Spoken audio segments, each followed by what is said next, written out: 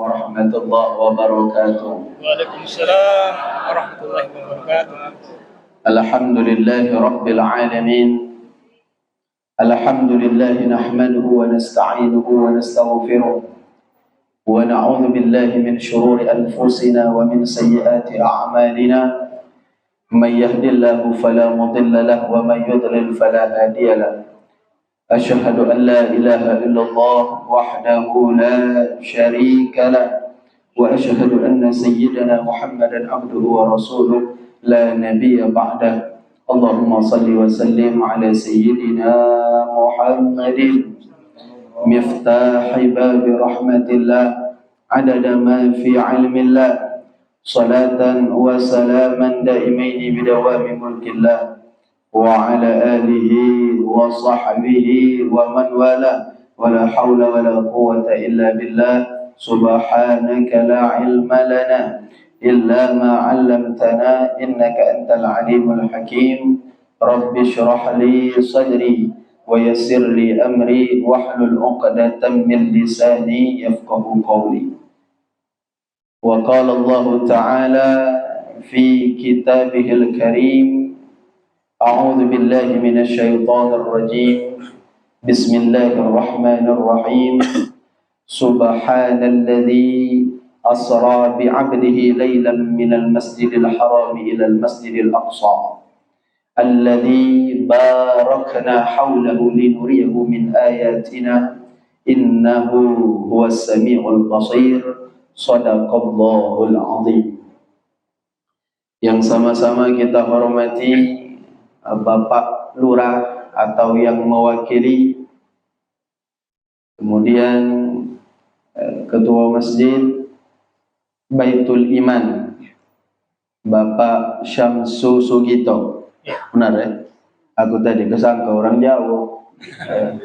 Sugito, apa orang Peraman. Beserta anggota, kemudian para tokoh masyarakat, tokoh agama yang minta maaf tidak dapat kami sebutkan satu persatu namanya, tapi yakinlah tidak mengurangi rasa ta'zim kami, rasa hormat kami kepada beliau-beliau semua. Dan juga kepada adik-adik mahasiswa KKN dari Universitas Muhammadiyah Palembang, betul ya? Dan juga dari Poltekkes. Ya. Bapak-bapak, ibu-ibu, jamaah yang dirahmati Allah Subhanahu wa ta'ala. Ini jam 9, mana ke? 9.17. InsyaAllah jam 10 selesai. Tak ada lama-lama Pak, aku jalan. Gampanglah kamu kesal, aku kesal. Perut lapar. Ayo. Mohon izin para hadirin wal hadirat yang dimuliakan Allah, barangkali di sini ada yang lebih pantas untuk menyampaikan nasihat, untuk menyampaikan mau'izah hasanah. Apalagi kami masih muda, mudah-mudahan apa yang kami sampaikan ini tidak mengurangi nilai keberkahan acara kita pada malam hari ini. Sebagaimana yang dikatakan oleh menantu baginda Nabi SAW, Sayyidina Ali bin Abi Thalib radhiyallahu an, unzur ma qala wa la tanzur man qala. Lihat apa yang dia omongkan, jangan lihat siapa yang ngomong. Bapak Ibu jamaah yang dimuliakan Allah Subhanahu wa taala. Malam ini kita memperingati Al-Isra wal Mi'raj, satu peristiwa agung yang terjadi kepada sebaik-baik makhluk ciptaan Allah, yaitu baginda Nabi Muhammad sallallahu alaihi wa alihi wa sahbihi wasallam. Dan kita saat ini juga ada di bulan Sya'ban, ya, bulan yang disebut oleh baginda Nabi Muhammad sallallahu alaihi wasallam dalam hadisnya, kata Nabi, Rajab syahrullah. Rajab itu Bapak Ibu bulannya Allah. Wa Sya'ban syahri. Sya'ban itu bulanku, bulannya Nabi Muhammad sallallahu alaihi wasallam. Wa Ramadan syahru ummati. Dan Ramadan bulannya umat Nabi Muhammad sallallahu alaihi wasallam, bulan kita galau-galau. Jadi Rajab bulan Allah, Sya'ban bulan Nabi, Ramadan bulan kita. Kenapa bulan Sya'ban dinamai bulan Nabi? Karena di bulan inilah surah Al-Ahzab ayat ke-56 perintah untuk bersolawat kepada Nabi sallallahu alaihi wasallam turun. Ayat yang hampir seluruh kita Bapak Ibu hafal. Innallaha wa malaikatahu yusalluna 'alan nabi ya ayyuhalladzina amanu sallu 'alaihi wa sallimu taslima. Perintah untuk bersolawat kepada Nabi sallallahu alaihi wasallam turunnya di bulan Sya'ban. Dan disebutkan juga di dalam kitab Al-Ghunyah Sultanul Awliya Sayyidi Syekh Abdul Qadir Al-Jilani, beliau mengutip perkataan seorang imam besar, Al-Imam Dhunnun Al-Misri, di mana beliau mengatakan Rajab syahruz zara'in. Rajab itu bulan bertanam. Rajab Pak. Wa Sya'ban syahrus saqi. Sya'ban itu bulan nyiram. Wa Ramadan syahrul hasadi. Ramadan bulan panen. Jadi bertanam di bulan Rajab, kita siram di bulan Sya'ban, dan panennya di bulan suci Ramadan. Maka 3 bulan ini berkaitan. Sehingga baginda Nabi Muhammad sallallahu alaihi wasallam mengajarkan kita satu doa, Allahumma barik lana fi Rajab wa Sya'ban wa ballighna Ramadan. Ya Allah, berkahi kami di bulan Rajab dan bulan Sya'ban, dan sampaikan kami ke bulan suci Ramadan. Mudah-mudahan Allah Ta'ala panjangkan umur kita galau-galau, dipanjangkan umur dalam keadaan taat, sehat afiat, dimurahkan rezeki oleh Allah, sehingga kita pacak bertemu dengan Ramadan tahun ini, bahkan juga dengan Ramadan di tahun-tahun yang akan datang insyaAllah. Amin ya Rabbal Alamin. Bapak Ibu jamaah yang dimuliakan Allah, berdiri Bu, berdiri.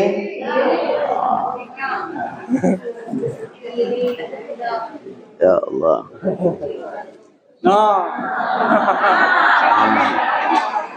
Aku jarang Bapak Ibu ceramah berdiri ini sebenarnya. Aku nih Pak ada asam lambung. Serius Bu, kalau berdiri lama galak narbah. Tapi tak apa-apa malam ini. Mana aku rebah kamu tanggung jawab. Baik. Bapak Ibu jamaah yang dimuliakan Allah Subhanahu wa taala, singkat saja pertama yang ingin kami sampaikan, baginda Nabi Muhammad sallallahu alaihi wasallam memulai perjalanan Isra itu dari mana? Dari Masjidil Haram. Masjidil Haram yang ada di Mekah. Dan kemudian beliau berjalan menuju Masjidil Aqsa yang ada di Palestina. Masjidil Haram, Masjidil Aqsa yang dikunjungi oleh baginda Nabi SAW di malam Isra wal Mi'raj, itu ada kaitannya dengan bulan Sya'ban. Jadi kita campur-campur ceramah malam ini Pak. Isra Mi'raj laju, ruahan laju. Ada kaitan antara Masjidil Haram, Masjidil Aqsa dengan bulan Sya'ban. Apa kaitan itu? Disebutkan oleh Al-Imam As-Sayyid Muhammad bin Alawi bin Abbas Al-Maliki di dalam kitab beliau yang berjudul Madza fi Sya'ban. Ada apa di bulan Sya'ban? Jadi dijelaskan Bapak Ibu peristiwa-peristiwa besar yang terjadi di bulan Sya'ban. Apa di antaranya? Dibangunnya Ka'bah untuk pertama kali. Ka'bah itu dibangun di bulan Sya'ban. Siapa yang pertama kali membangun Ka'bah, ibu-ibu? Pertama kali bangun Ka'bah. Yang apa? Bukan kamu tuh, Mbak Dia. Nabi Ibrahim. Selama ini Bapak Ibu kita sering mendengar orang pertama yang membangun Ka'bah Nabi Ibrahim. Sebenarnya tidak tepat. Kalau dikatakan Nabi Ibrahim pernah membangun Ka'bah, benar. Tapi apakah beliau orang pertama yang membangun Ka'bah? Ternyata bukan, kata ulama. Yang pertama kali membangun Ka'bah siapa? Malaikatnya Allah Subhanahu wa taala. Malaikat. Jadi disebutkan bahwasanya ketika Allah Ta'ala ingin menjadikan manusia, nak nyiptakan Nabi Adam, ya, itu diabadikan oleh Allah dalam Al-Quranul Karim surah Al-Baqarah. A'udzu billahi minasyaitonir rajim. Wa idza qala rabbuka lil malaikati inni ja'ilun fil ardi khalifah. Allah ngomong di hadapan para malaikat, aku kata Allah nak nyadikan khalifah di muka bumi. Qalu, malaikat bertanya, sedikit protes sebenarnya. Malaikat, ataj'alu fiha may yufsidu fiha wa yasfikud dima. Ya Allah, apakah engkau akan menjadikan makhluk yang mana makhluk itu kaki gawenya berbuat kerusakan? Wa yusfikud dima, menumpahkan darah di antara mereka. Bobala, apakah kau akan menjadikan makhluk seperti itu? Padahal kami ini para malaikat, gawe kami tak naruh yang lain, bertasbih memuji engkau. Maksud malaikat itu, jadilah kami baik, tak usah nyiptakan makhluk lagi selain mereka. Tapi Allah jawab, apa? Aku lebih terti dari kamu. Aku lebih tahu dari kalian. Maka Allah marah, Bapak Ibu, disebutkan dalam kitab Madza fi Sya'ban. Kemudian malaikat merasa bersalah. Akhirnya apa yang dilakukan oleh malaikat? Mereka memutari arasnya Allah Subhanahu wa taala. Mutari arasnya, Bapak Ibu. Sambil menundukkan kepala mereka. Nangis malaikat. Maka kemudian Allah ampuni para malaikat. Cuma kata Allah, kamu kutugaskan apa? Bangun Ka'bah di dunia. Di tempat yang hari ini kita kenal, di tempat itulah, tak ada berapa. Di situlah. Maka turun malaikat membangun Ka'bah. Baik itu selesai, maka malaikat mulai bertawaf di situ. Ketika Nabi Adam diturunkan oleh Allah ke muka bumi, Nabi Adam dengan Siti Hawa, itu Nabi Adam menurut satu riwayat yang masyhur, walaupun ada khilaf di sini, perbedaan pendapat di kalangan para ulama. Menurut satu pendapat, Bapak Ibu, Nabi Adam diturunkan oleh Allah Ta'ala fil Hindi, di India. Di India. Nabi Adam di India, Siti Hawa di mana, Bu, kira-kira? Siti Hawa di Jeddah. Di Jeddah. Maka tempat tu nama Jeddah tu, Jeddah tu dari bahasa Arab, Jiddatun, gede betino. Arti Jeddah tu, turun di Jeddah. Wow, mayap-yap seorang. Nabi Adam di India, Siti Hawa di Jeddah. Tak boleh tak naruh manusia sama itu. Orang dua itu nunggu dunia. Wow, bingung nak bak mana itu. Jauh India dengan Jeddah. Jauh. Nah, terus bagaimana cerita pacak bertemu itu? Allah Ta'ala kemudian perdengarkan kepada Nabi Adam suara gemuruh malaikat yang sedang bertawaf di sekitar Ka'bah. Suara gemuruh, zikir, tasbih malaikat itu terdengar sampai di India. Nah, maka Nabi Adam tuh ibu-ibu berjalan ngiringkan suara ikan ini. Diiringkan suara ikan ini. Sampai akhirnya di satu tempat yang hari ini kita kenal dengan nama Jabal Rahmah di padang Arafah, bertemu dengan Siti Hawa. Bertemu. Maka kemudian Nabi Adam menyempurnakan bangunan Ka'bah yang telah dibangun oleh para malaikat. Jadi setelah malaikat, siapa yang melanjutkan pembangunan Ka'bah? Yang kedua Nabi Adam. Nabi Adam dengan Siti Hawa berumah tangga, Bapak Ibu, narwana, sampai akhirnya anak Nabi Adam dengan Siti Hawa ini galonya 41. 41. Cacam itu banyak ya. Apa mana itu? Tak tahu aku. 41. Anak Nabi Adam dengan Siti Hawa. Dari berapa kali melahirkan? 21 kali melahirkan. Apa mana lah itu? 21 kali melahirkan oleh 41. Berarti apa beranak tuh Bapak Ibu? Kembar. Kembar tuh jantan betino. 20 kali melahirkan kembar oleh 40. Apa melahirkan ke 21 seorang. Tak ada kembar. Nah, itulah namanya Nabi Syith. 41 ini nomor 41. Nabi Syith anak Nabi Adam. Aduh, Nabi Syith. Tak termasuk memang ke 25 nabi yang wajib kita imani itu. Nabi Syith disebutkan dalam kitab Syarah Hadis Jibril oleh Habib Zain bin Sumit. Nabi Syith ini menerima 50 suhuf. Jadi Allah nyiptakan 100 suhuf, 4 kitab di dunia ini. 100 suhuf, 4 kitab, Taurat, Zabur, Injil, Al-Quran.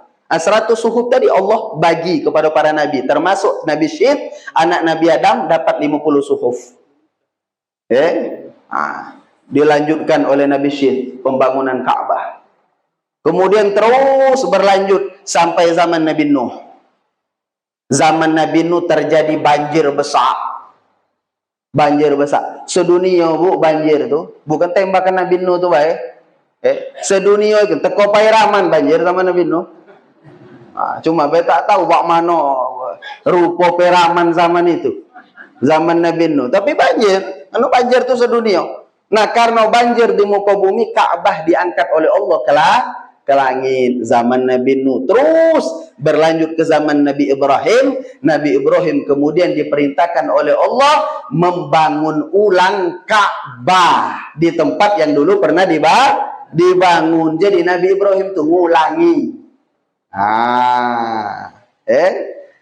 Ka'bah dibangun di bulan Sya'ban. Kemudian peristiwa apa lagi yang terjadi di bulan Sya'ban? Ini ada hubungan dengan Masjidil Aqsa. Yang menjadi tujuan perjalanan Isra baginda Nabi SAW, Masjidil Aqsa. Hal kedua yang terjadi di bulan Sya'ban itu tahwilul kiblat, perpindahan kiblat. Kita ikut nih Bapak Ibu, dulu ketika Nabi SAW hijrah ke Madinah Al-Munawwarah, maka kiblat kita semayang itu nih tak ada ngadap ke Mekah, tak ada ngadap ke Ka'bah, ke Masjidil Haram, tak ada. Kemana ngadapnya? Ke Masjidil Aqsa di Palestina. Ngadapnya ke situ semayang itu. Dan ini berlangsung berapa lama? Kata Al-Imam Abu Hatim Al-Busti, kita sholat menghadap Masjidil Aqsa itu berlangsung selama 17 bulan 3 hari. 17 bulan 3 hari Nabi bersama para sahabat sholatnya menghadap Masjidil Aqsa di Palestina. Nah, selama 17 bulan itu pula apa yang dilakukan oleh baginda Nabi SAW? Setiap hari beliau menengadahkan pandangannya ke langit. Nabi melihat ke langit, Bapak Ibu. Ngapa Nabi berhari-hari nentang ke langit itu? Nabi berharap turun wahyu. Nabi berharap malaikat Jibril datang menyampaikan wahyu dari Allah bahwasanya kiblat berubah, pindah ke Mekah.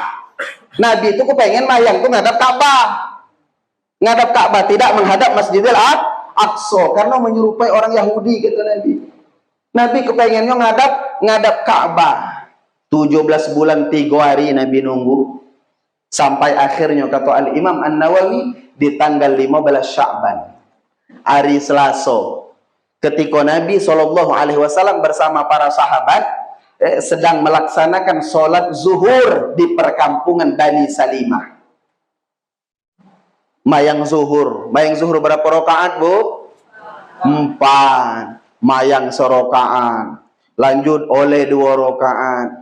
Pas rakaat ketiga, waktu Nabi lagi berdiri, lagi qiyam, malaikat Jibril datang. Dan rakaat ketiga datang bawa firman Allah surah Al-Baqarah ayat 144.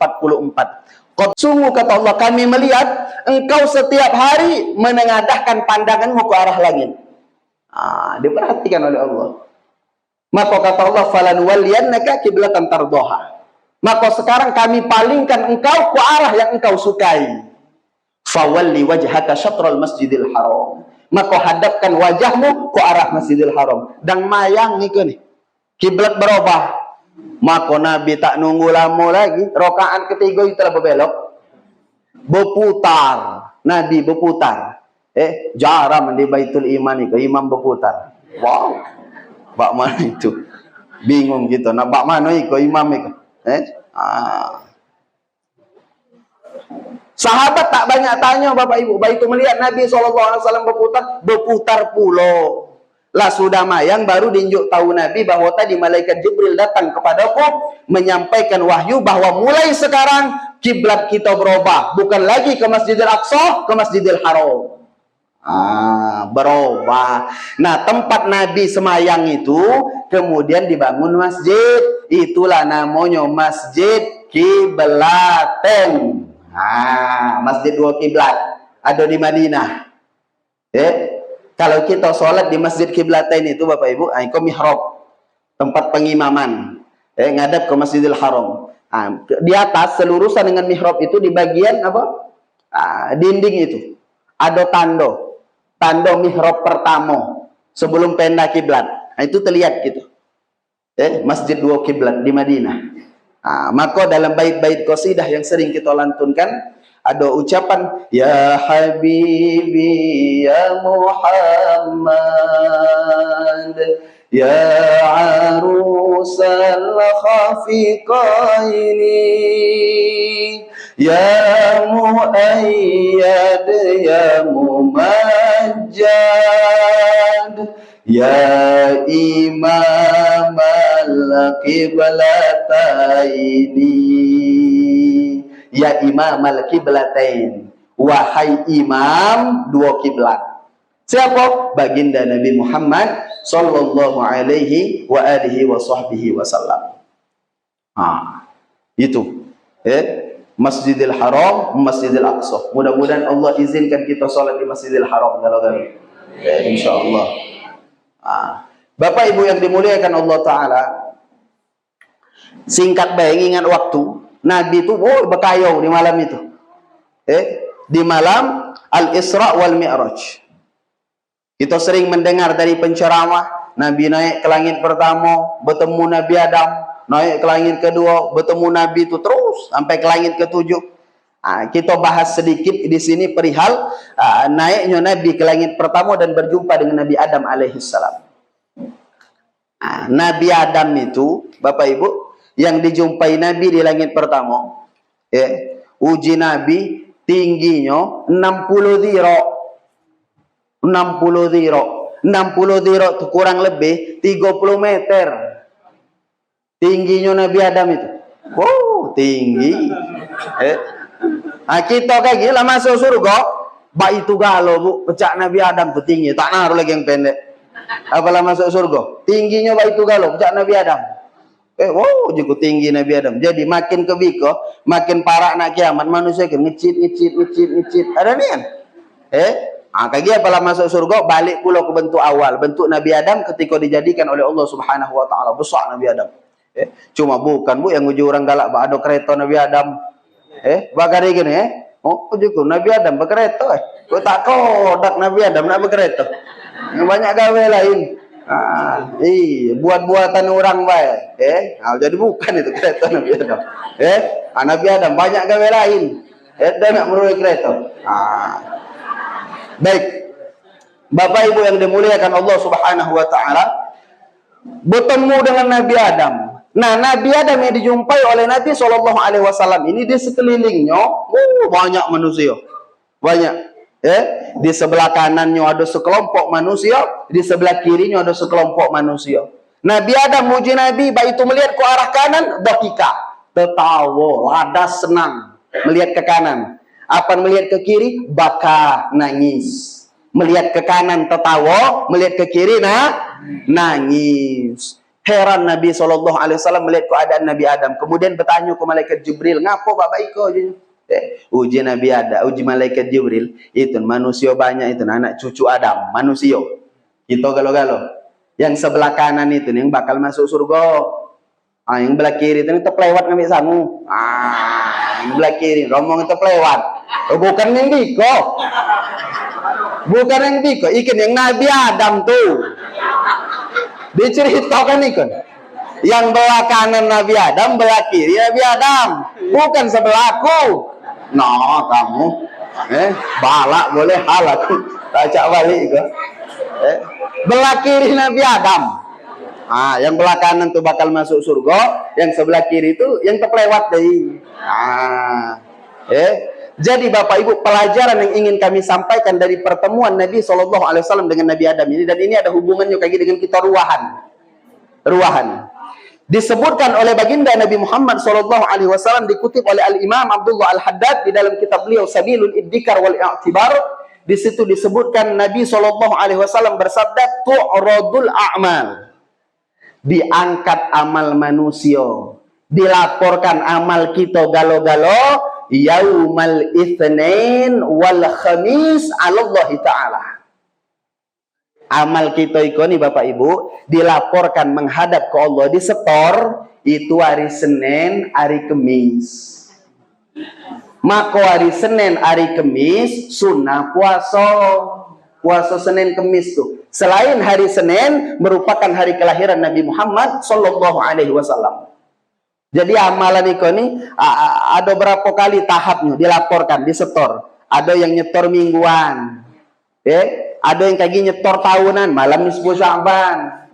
Nah, jadi dilaporkan kepada Allah Ta'ala amal itu hari Senin, hari Kemis kepada Allah. Wa tu'radu 'alal anbiya wa 'alal aba wal ummahat yaumal jumu'ah. Dan dilaporkan amal kita ini kepada para nabi, kepada nabi kita Nabi Muhammad sallallahu alaihi wasallam, kepada bapak-bapak kita, umat-umat kita yang lamati yaumal jumu'ah, hari Jumat. Jadi orang yang lamati itu Bapak Ibu bukan tak tahu gawe orang hidup, tahu gak lo? Pecah Nabi Adam tadi melihat keadaan manusia, anak cucunya. Nah orang yang lamati itu persis lah itu, tahu gak lo? Lewo kita yang masih hidup begini. Bapak-bapak kita, umat-umat kita yang telah meninggal, tahu lewo kita, dapat laporan rutin setiap kapan? Setiap hari Jumat. Maka kata Nabi SAW, fayafrahuna bihasanatihim, maka menjadi senang orang mati dengan amal-amal baik orang hidup. Oh, terkabar uji malaikat malam apa? Malam Ahad tadi, anakmu pergi ke Masjid Baitul Iman, dengar ceramah Isra Mi'raj, senang bu orang mati. Senang orang mati. Ada kaki yang melaporkan, wow anakmu Ahad kemari, terkenjit-kenjit lincah singgahnya. Berjoget, tak waya-waya lah tua. Lah tua. Tak ada benar, malu dicucung. Aku heran, tak tahu mandi peraman Bak hari kan banyak yang tua-tua ikan gagah. Tua. Yang bahaya dari tua ikan Bapak Ibu, satu, nangis tua, merajuk tua, kanji tua. Sedih orang mati. Tapi sebaliknya ketika mendapat laporan itu yang baik-baik, fayafrahuna bihasanatihim, mereka senang Bapak Ibu, senang. Maka kata Nabi SAW, wa tasdadu wujuhahum nuran wa isyraqan, maka bertambahlah di wajah mereka itu cahaya, bersinar-sinar rayu orang mati. Apa dapat laporan yang baik, milu bersinar rayunya. Maka kata Nabi SAW, fattakullah, maka bertakwalah kalian kepada Allah, takutlah kalian kepada Allah, wala tu'dhu mautakum, jangan sakiti orang-orang mati di antara kalian. Bagaimana cara nyakiti orang yang mati, Bu? Dengan laporan tadi. Bapak Ibu yang dimuliakan Allah, cukup ladang di dunia kita buat susah umat Bapak. Dia lah mati, kau dengar buat susah. Dan berapa kita di dunia tak pacak, tak sempat nyenangkan umat, nyenangkan bapak. Nah, lemakkan di kuburan ni kan. Jangan sampai mereka tu lah dikubur masih nangis oleh lewo kita. Apa terus dapat laporan-laporan tak cetok. Maka senangkan orang mati. Berkirim, nah pecah ruahan bagus malam kan kita ruahan. Ini tradisi adat yang bagus yang diwariskan oleh orang-orang tua kita. Kalau lah masuk bulan Sya'ban, banyak dekah. Wah, ada lagi nak makan di rumah. Biko panggilan, kayak panggilan. Sehat gemuk. Mana aku dulu, adik-adik yang mahasiswa ni. Zaman kuliah Pak di IAIN, Win. Dulu IAIN zaman kami masih. Apan bulan Sya'ban sehat tak belawak duit. Anu galak diajak orang maco Yasin, mimpin tahlil, sehat jadi sebulan gemuk. Bulan Sya'ban. Banyak ruahan di mana-mana. Maka Bapak Ibu rahimakumullah, senangkan orang mati. Dengan kita, ya jangan sampai melakukan perkara-perkara yang dimurkai Allah. Dan jangan lupa Bapak Ibu, galak-galak berkirim. Galak-galak berkirim. Ya. Kata Nabi SAW, ummati ummatum marhumah. Umatku ini umat yang dirahmati. Nah dari biko penyebutan orang mati, penjantan disebut almarhum, apantino almarhumah. Dari hadis baginda Nabi SAW, ummati ummatum marhumah. Umatku ini umat yang dirahmati. Apa maksudnya dirahmati? Kata Nabi SAW, tadkhulu kuburaha bidunubin kaljibal. Mereka masuk ke dalam kubur dengan membawa dosa sebesar gunung. Wa takhruju minal kubur. Tapi mereka kemudian keluar dari kubur, qad ghufira laha, mereka telah diampuni oleh Allah. Kenapa pacak diampuni oleh Allah? Bi istighfaril ahya lil amwat. Karena istighfarnya orang hidup kepada orang mati. Doa kita Allahumma gfirlahu warhamhu. Nah. Sampai. Tak ngatakan tak sampai. Uji guru kami dulu. Kenapa kalau tak sampai. Uji guru kami dulu almarhum Ustaz Taufik Asnuri, mudah baik aja aku. Apa ditanya orang, apakah sampai itu? Nak berdalil itulah payah, Pak. Nak kita sajikan 1000 dalil, kenapa itulah? Masih tak sampai itulah. Jadi apa kata beliau? Yakin aku sampai. Apa buktinya? Aku puluhan tahun berkirim, tak larang balik. Kiriman itu tak larang balik. Artinya sampai. Iya tak larang, Pak, mau balik kiriman. Sampai galau berarti. Nah, ikon nih Bapak Ibu jawaban guyon. Lah apalah kepayannya, wap. Lah kejadian ngomong. Tak larang balik kan? Kita berkirim lama ini. Sampai maka Bapak Ibu yang dimuliakan Allah Ta'ala, di dalam kitab Daqaiqul Akhbar, itulah jam mana lah kurang berapa puluh dalam kitab Daqaiqul Akhbar, Al-Imam Abdurrahim Al-Qadi menyebutkan satu hikayat yang pernah terjadi kepada seorang yang soleh, namanya Abu Kilabah. Abu Kilabah ikan Bapak Ibu bermimpi, dan mimpi orang soleh benar, adalah mimpi yang benar. Abu Kilabah bermimpi, perasonya tuh dia nih berjalan, lewat di pekuburan, tempat pemakaman umum. Tiba-tiba Bapak Ibu, kuburan itu nih terbelah. Kuburan-kuburan yang ada di situ terbelah.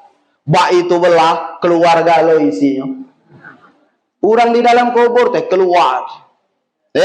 Keluar duduk depan kuburan. Tak lama itu Bapak Ibu rahimakumullah, datanglah malaikat. Malaikat mau nampan ngenjukkan ke mayit tadi yang keluar dari kuburan tadi. Engkau ngantarkan ke siko, engkau ngantarkan ke situ. Adalah sekok kuburan, ditentangnya dari jauh. Tak naruh yang ngantari.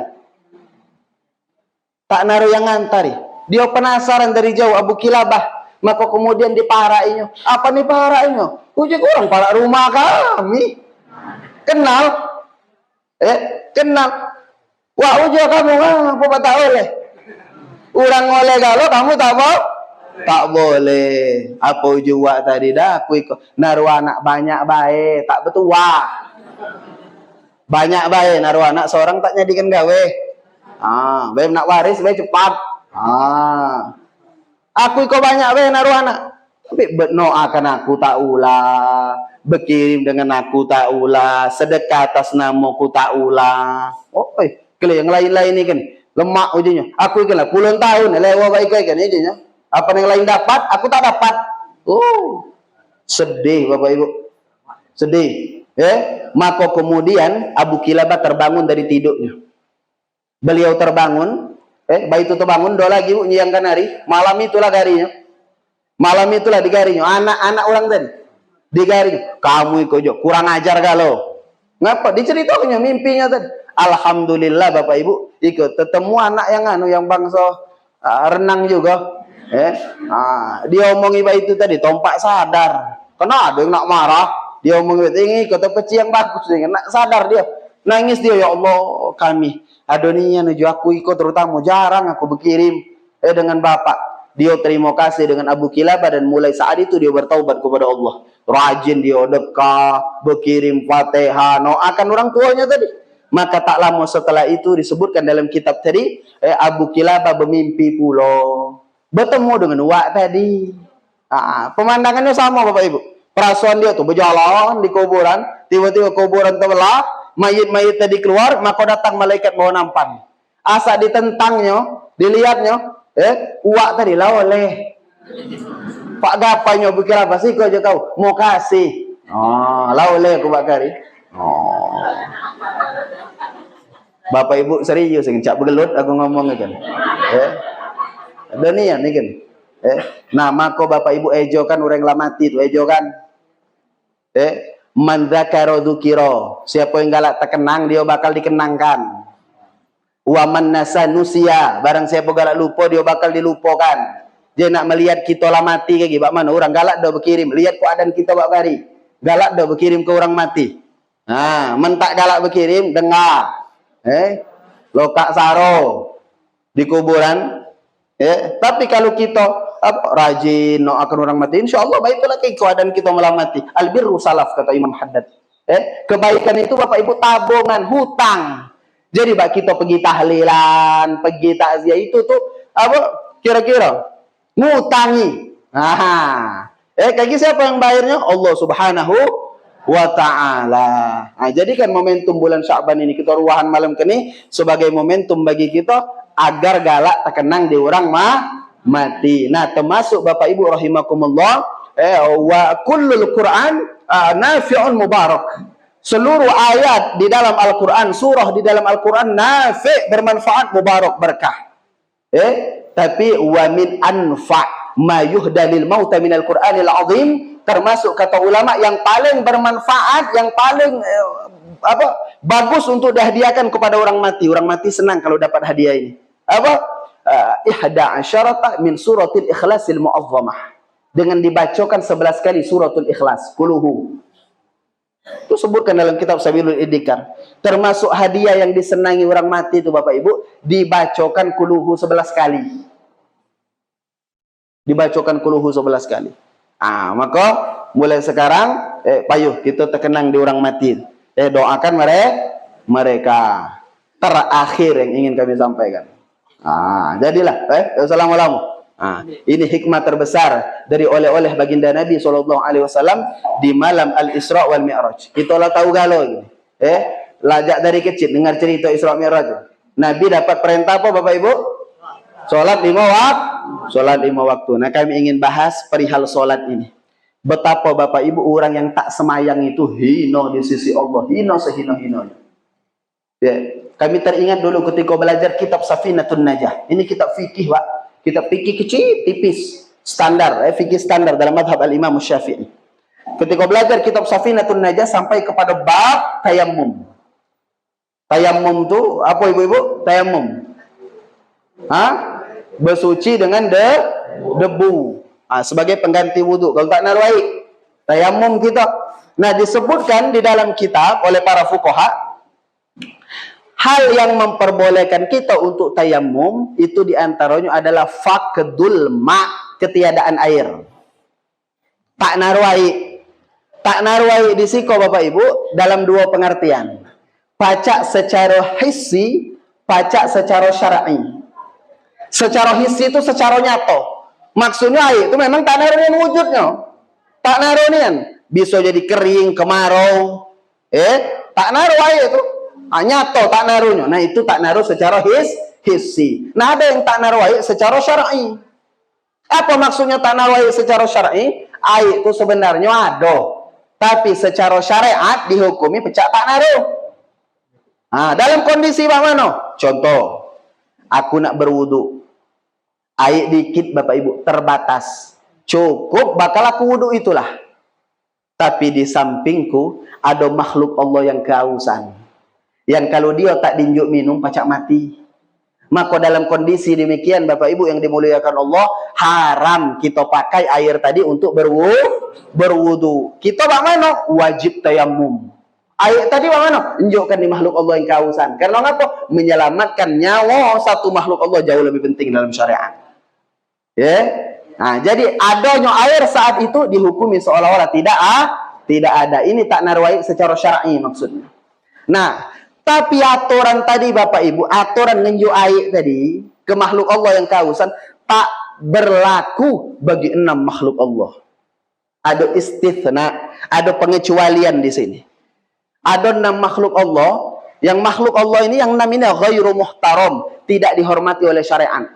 Karena mereka tak dihormati oleh syariat, kalau kita dihadapkan pada kondisi tadi haram hukumnya nginjuk mereka air. Nginjuk 6 makhluk ikan air haram. Haram. Kita wajib pakai air yang sedikit tadi untuk kita wudu. Tapi bagaimana makhluk itu mati? Matilah kau. Berejora. Ngapa? Karena 6 makhluk ini tidak dihormati oleh syariat. Siapa yang nomor 1? Tarikus sholah, orang meninggalkan mayang. Tarikus sholah, orang yang tak ada sholat. Yang kedua, az-zanil muhsan, pezina yang telah menikah.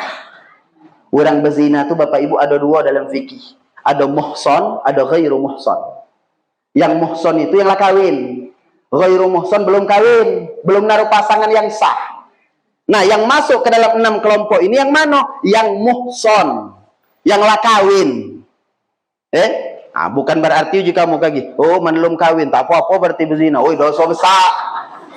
Aku ingin bukan ngomongkan berdosa tak berdosa, tuh masuk dalam 6 kelompok tadi. Nah, yang ghairu muhsan, yang masih bujang gadis, termasuk, tapi itu perbuatan hina di sisi Allah. Yang masuk ke dalam kelompok 6 ini az-zanil muhsan, pezina yang telah menikah. 2. Ketiga, al-murtad, orang yang murtad, keluar dari Islam. 3. Yang keempat, al-kafirul harbi, kafir harbi, kafir yang memerangi umat Islam, yang memusuhi umat Islam. Kafir itu ada 2 Bapak Ibu, ada kafir harbi, ada kafir zimmi. Kafir zimmi, orang kafir, tapi baik dengan kita. Dia tak ada memusuhi umat Islam. Pucak barangkali kita punya hubungan bisnis dengan orang Cina misalnya. Oi, baik Cina itu jika kita apa nak raya ikut tunjuknya apa-apa misalnya. Nah, ini kafir, tapi kafir yang baik, yang tidak memusuhi umat Islam, kita wajib memuliakan mereka. Kalau kita dihadapkan pada kondisi tadi Bapak Ibu, dia kausan, oi haram kita pakai itu untuk yuk dia selamatkan nyawanya.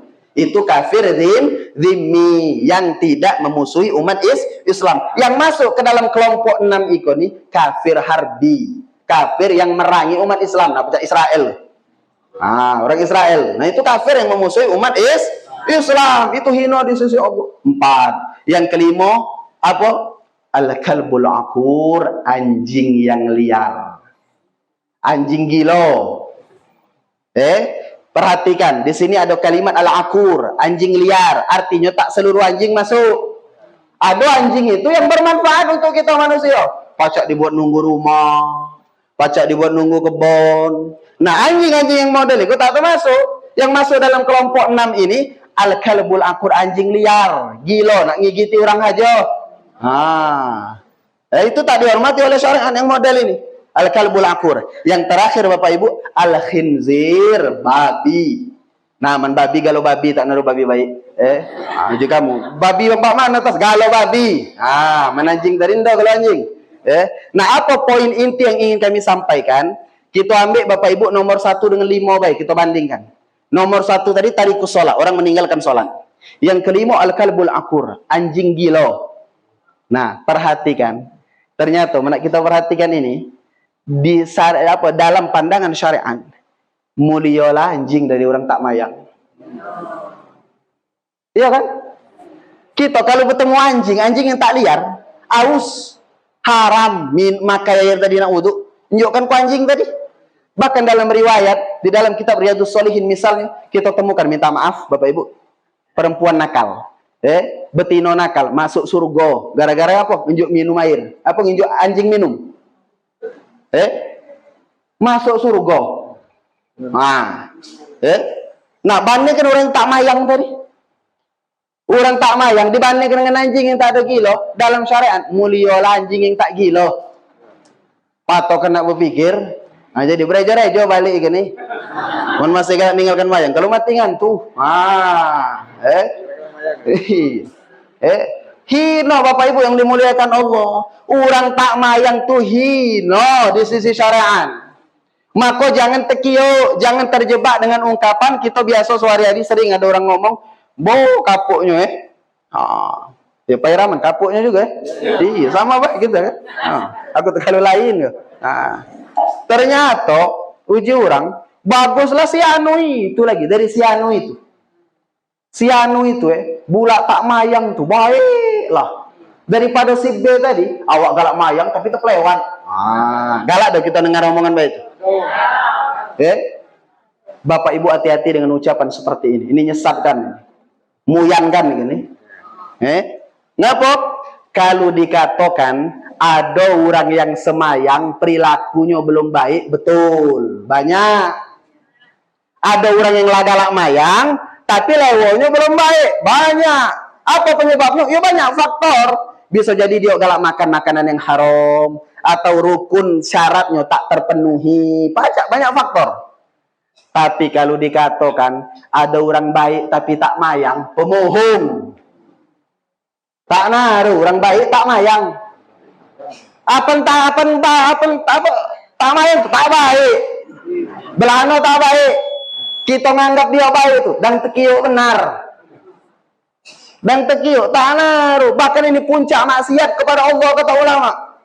Iblis itu Bapak Ibu diusir dari surga gara-gara satu hal. Kalau jam 10 lah. Nganyangnya dikit. Iya, nganyang dikit lah. 5 menit paling. Iblis itu diusir dari surganya Allah gara-gara apa? Nolak sujud kepada Adam. Ini bukan sujud dalam bentuk penghambaan, bukan nyembah Nabi Adam, bentuk penghormatan karena Allah telah memuliakan Nabi Adam dengan ilmu. Disuruh sujud kepada Nabi Adam, tak hendak diusir dari surganya Allah gara-gara tak galak sujud berapa kali? Sekali. Yang tak galak disujudinya siapa? Khalik, pencipta apa makhluk? Ciptaan. Makhluk. Nah, ini pikirkan orang tak mayang ikan. Bukan sekali, berkali-kali. Tak hendak sujud tuh. Yang dia tak hendak disujudinya itu siapa? Bukan makhluk. Khalik, pencipta. Nah, lihatlah terlewatnya orang ikan. Maka Bapak Ibu rahimakumullah, pastikan oleh malam ini kita galau-galau anak cucu kita seluruhnya ahli sholat. Jangan tinggalkan semayang Bapak Ibu, harga mati. Mayang ikoni harga mati. Orang tak mayang hina di sisi Allah Subhanahu wa ta'ala. Maka kenju amalan sebagai penutup oleh malam ini, amalan dari guru kami agar kita dijadikan oleh Allah Ta'ala anak cucu kita galak semayang. Ya di samping kita orang tua harus usaha. Ditegur, diajari, dimarahi, lepakan. Tanda mayang, letua bangko tanda mayang, terajangkan. Daripada nyarai di kubur, terajangkan. Ikon kita galak kesian itu. Nunggu orang Bapak Ibu di rumah sakit, nunggu berminggu-minggu, nunggu orang sakit. Yang ditunggu dari domayang, yang nunggu domayang. Cukup nak bakwan. Apa berbunyi nak waras? Yang mewaras kan tuh siapa? Apa bunyi? Lo latas tak usah dia dang demam namanya. Demam itulah disuruh mayang tuh. Kalau mati dan sakit itulah Bapak Ibu, nah disuruh mayang tuh. Kalau laju, ya Allah. Alhamdulillah, can mamang kami itu ngapo? Mati senyum mujinya. Bak mano nak husnul khotimah. Kita tahu persis seminggu di rumah sakit tak mayang. Enggak tak usah nak pemohong. Tekiyo. Orang tak sholat itu Bapak Ibu hina di sisi Allah. Nah, amalan ini dari guru kami ketika mendengar azan, hayya 'alas shalah, kita kan jawab la haula wala quwata illa billahil aliyil azim. Langsung berdoa, rabbi ij'alni muqimas salati wa min dzurriyyati. Rabbi ij'alni muqimas salati wa min dzurriyyati. Itu doanya. Berdoa setiap kali kita mendengar azan. Mudah-mudahan Allah Subhanahu wa taala perbaiki keadaan kita galau-galau. Berkat perkumpulan kita pada malam hari ini, maka tidak kita keluar dari tempat ini kecuali kita telah diampuni oleh Allah Subhanahu wa taala. Anak cucu kita dijadikan oleh Allah ahli salat.